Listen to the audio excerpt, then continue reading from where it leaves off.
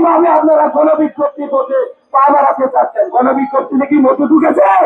আমরা যখন আমাদের পরীক্ষার হলে ডিউটি করে, আমরা যখন 600-700 কিলো দূরে আমরা আমাদের একটি পরিশ্রমে ডিউটি করে আমরা যখন নকল ধরতে যাই, আমাদের বলে স্যার আপনি তো আমাদের এলাকার লোক না। আপনি যদি এই প্রজ্ঞাপন, সরকারের এই প্রজ্ঞাপনকে যদি অবজ্ঞা করেন, আমরা আপনাকে ছাড়বো না। বিসিএস ওভারটেক করে আমাদেরকে নিয়োগ দেওয়া হয়, আর সেই টিচারদেরকে আপনারা কাল বাহানা শুরু করে দিয়েছিলেন। আমরা আমাদের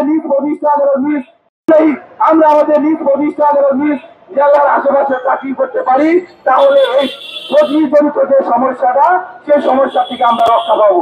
আমাদের এই সাইডে আমাদের সহযোগিতা ম্যাডামরা রয়েছে, তার বাড়ি একজনের রংপুর, উনি চাকরি করে নীলফামারী, আরেকজনের বাড়ি টেকনাফ, উনি চাকরি করে তেঁতুলিয়া। আপনারাই বলেন, হাজব্যান্ড একখানে, ওয়াইফ আরেকখানে, সন্তান আরেকখানে, আমার বাবা মা আরেকখানে, এইভাবে একটি জীবনযাপন হয়? এভাবে হয়? আপনারাই বলেন, ওই বলেন। অথচ এই বদলি নীতিমালা বাস্তবায়ন করলে এই সকল শিক্ষকরা মানসিক চিন্তাগ্রস্ত থেকে বাঁচত। আপনারা জানেন যে বিগত 5 দিন আগে আমাদের একজন শিক্ষক এই হাত স্ট্রোক করে উনি মারা গিয়েছেন। ওনার ভর্তি ছিল না, ওনার বাড়ি থেকে উনি 700 কিলো দূরে চাকরি করতেন। আপনাদের বুঝতে হবে, আমরা এনটিআরসি সুপারিশ মতো এই তরুণ মেধাবী শিক্ষক আমরা রাজপথে আসতে চাই নাই, কিন্তু আপনারা আমাদের রাজপথে আনছেন। কিভাবে আপনাদের সাহস হয় যে একটি নীতিমালা, একটি সংবিধান থাকার পরেও কিভাবে আপনারা গণবিজ্ঞপ্তি করতে পা বাড়াতে চাচ্ছেন? গণবিজ্ঞপ্তিতে কি মতো ঢুকেছে? গণবিজ্ঞপ্তিতে মতো ঢুকে নাই। আমরা সুস্পষ্ট ভাবে সাংবাদিক সম্মেলনের মাধ্যমে বলতে চাই যে আমরা আমাদের ন্যায্য যে আইন রয়েছে, বাংলাদেশ সংবিধানে যে আইন রয়েছে, এবং বিগত 53 বছরে বাংলাদেশে যে এনজিও মুক্ত শিক্ষার শিক্ষণ যন্ত্রের এমন বঞ্চনা ছিল, সেখান থেকে আমরা মুক্ত হতে চাই। আমরা মানসিক শান্তি পেতে চাই, মানসিক ভাবে আমরা আমাদের ছাত্রছাত্রীদের পড়াতে চাই। আমরা যখন আমাদের পরীক্ষার হলে ডিউটি করে, আমরা যখন 600-700 কিলো দূরে আমরা আমাদের একটি পরিশ্রমে ডিউটি করে আমরা যখন নকল ধরতে যাই, আমাদের বলে স্যার আপনি তো আমাদের এলাকার লোক না। তাহলে আপনারা বলেন, আমরা আমাদের কিভাবে প্রশাসনিক ক্ষমতা খাটিয়ে বাংলাদেশ থেকে নকল মুক্ত করবো? আপনারাই বলেন। এই ছাত্রগুলো যদি আমার এলাকায় হইতো অথবা আমার জেলার হইতো, এই কথা বলার পুরো সাহস করতো না।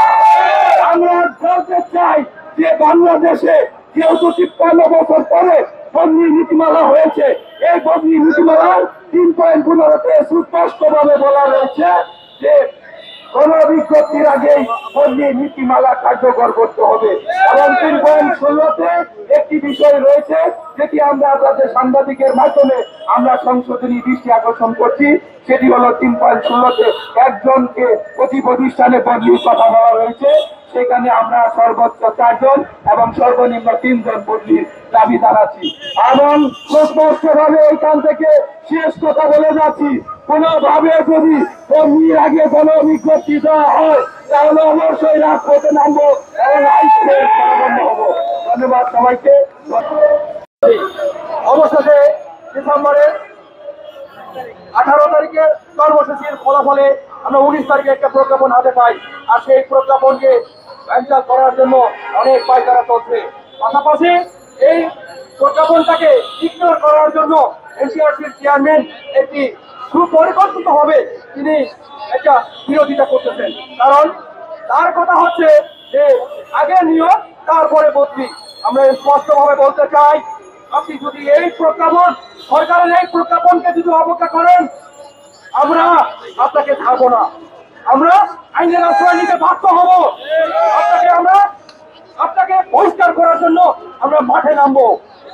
সাবধান, আপনি যা কিছু করতেছেন অন্তর্বর্তী সরকারকে বিতর্কিত করার জন্য এই সুপরিকল্পিত ভাবে এই সাজানো নাটকটি আপনি প্রকাশ করতেছেন। আমরা বলতে চাই, আমরা অনেক নিপীড়িত নির্যাতিত এনটিআরসির মাধ্যমে শিক্ষকরা দূর দূরান্তে চাকরি করতেছে মানবতার মাধ্যমে। আপনারা জানেন এনটিআরসির মাধ্যমে যে শিক্ষকরা নিয়োগ হয়েছে তারা মেধার ভিত্তিতে, বুঝলি অনেক কষ্ট করে টিকতে হয়, রিটেনে যুদ্ধ করে টিকতে হয়, এরপরে ভাইবা দিয়ে তারপরে রেজাল্ট হয়, এরপরে নিয়োগ না, রেজাল্টের পরে আবার কম্পিটিশনে যাইতে হয়, আমাদের সেখানে যাচাই করে তারপরে নিয়োগ দেওয়া হয়। তাহলে কত কষ্ট করে বিসিএস ওভারটেক করে আমাদেরকে নিয়োগ দেওয়া হয়। আর সেই টিচারদেরকে আপনারা তাল বাহানা শুরু করে দিয়েছিলেন। আমাদেরকে কিছু কতিপয় আমলাদেরকে স্পষ্ট বলতে চাই, আপনারা আপনারা আপনারা এই শিক্ষকদের মাধ্যমে আপনারা শহীদ পর্যায়ে গেছেন। আমি আপনাদেরকে স্পষ্ট বলতে চাই, আমরা শিক্ষক, আমরা চাই না আপনাদেরকে অসম্মান করার জন্য।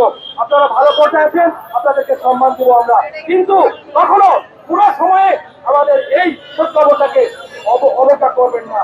আমরা যেটা চাই সেটা আমরা সুস্পষ্ট ভাবে এবং নৈতিকতার মধ্যে দিয়ে আমরা প্রত্যাবন আকারে আমরা সেটা বাস্তবায়ন চাচ্ছি। আমরা আমাদের নিজ প্রতিষ্ঠান এবং নিজ জেলার আশেপাশে চাকরি করতে পারি, তাহলে এই জনিত যে সমস্যাটা, সেই সমস্যা থেকে আমরা রক্ষা পাবো। আমাদের এই সাইডে আমাদের সহযোগিতা ম্যাডামরা রয়েছে, তার বাড়ি একজনের রংপুর, উনি চাকরি করে নীলফামারী, আরেকজনের বাড়ি টেকনাফ, উনি চাকরি করে তেঁতুলিয়া। আপনারাই বলেন, হাজব্যান্ড একখানে, ওয়াইফ আরেকখানে, সন্তান আরেকখানে, আমার বাবা মা আরেকখানে, এইভাবে একটি জীবনযাপন হয়? এভাবে হয়? আপনারা বলেন, ওই বলেন। অথচ এই বদলি নীতিমালা বাস্তবায়ন করলে এই সকল শিক্ষকরা মানসিক চিন্তাগ্রস্ত থেকে বাঁচত। আপনারা জানেন যে বিগত 5 দিন আগে আমাদের একজন শিক্ষক এই হাত স্ট্রোক করে, এইভাবে স্ট্রোক করে উনি মারা গিয়েছেন। ওনার ভর্তি ছিল না, ওনার বাড়ি থেকে উনি 700 কিলো দূরে চাকরি করতেন। আপনাদের বুঝতে হবে, আমরা এনটিআরসি সুপারিশ মতো এই তরুণ মেধাবী শিক্ষক আমরা রাজপথে আসতে চাই নাই, কিন্তু আপনারা আমাদের রাজপথে আনছেন। কিভাবে আপনাদের সাহস হয় যে একটি নীতিমালা, একটি সংবিধান থাকার পরেও কিভাবে আপনারা গণবিজ্ঞপ্তির পথে পা বাড়াতে চাচ্ছেন? গণবিজ্ঞপ্তিতে কি মতো ঢুকেছে? গণবিজ্ঞপ্তিতে মতো ঢুকে নাই। আমরা সুস্পষ্ট ভাবে সাংবাদিক সম্মেলনের মাধ্যমে বলতে চাই যে আমরা আমাদের ন্যায্য যে আইন রয়েছে, বাংলাদেশ সংবিধানে যে আইন রয়েছে, এবং বিগত 53 বছরে বাংলাদেশে যে এনজিও মুক্ত শিক্ষার শোষণ যন্ত্রণা এবং বঞ্চনা ছিল, সেখান থেকে আমরা মুক্ত হতে চাই। আমরা মানসিক শান্তি পেতে চাই, মানসিক ভাবে আমরা আমাদের ছাত্রছাত্রীদের পড়াতে চাই। আমরা যখন আমাদের পরীক্ষার হলে ডিউটি করে, আমরা যখন 600-700 কিলো দূরে আমরা আমাদের একটি প্রতিষ্ঠানে ডিউটি করে আমরা যখন নকল ধরতে যাই, আমাদের বলে স্যার আপনি তো আমাদের এলাকার লোক না। তাহলে আপনারা বলেন, আমরা আমাদের কিভাবে প্রশাসনিক ক্ষমতা খাটিয়ে বাংলাদেশ থেকে নকল মুক্ত করবো? আপনারাই বলেন। এই ছাত্রগুলো যদি আমার এলাকায় হইতো অথবা আমার জেলার হইতো, এই কথা বলার পুরো সাহস করতো না। আমরা বলতে চাই যে বাংলাদেশে যেহেতু 53 বছর পরে বদলি নীতিমালা হয়েছে, এই বদলি নীতিমালার 3.15-তে সুস্পষ্ট ভাবে বলা রয়েছে যে গণবিজ্ঞপ্তির আগেই বদলি নীতিমালা কার্যকর করতে হবে। এবং 3.16-তে একটি বিষয় রয়েছে, যেটি আমরা আপনাদের সাংবাদিকের মাধ্যমে আমরা সংশোধনী দৃষ্টি আকর্ষণ করছি।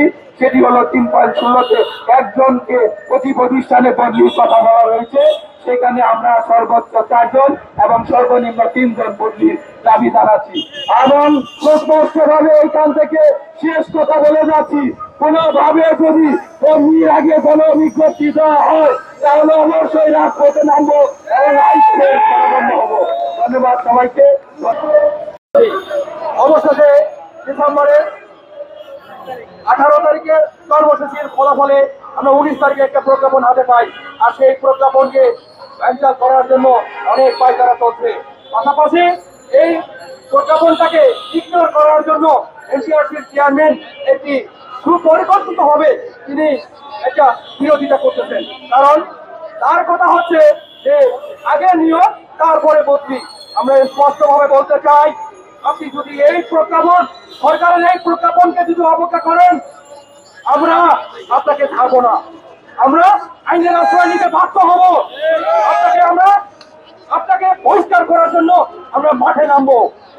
সাবধান, আপনি যা কিছু করতেছেন অন্তর্বর্তী সরকারকে বিতর্কিত করার জন্য এই সুপরিকল্পিত ভাবে এই সাজানো নাটকটি আপনি প্রকাশ করতেছেন।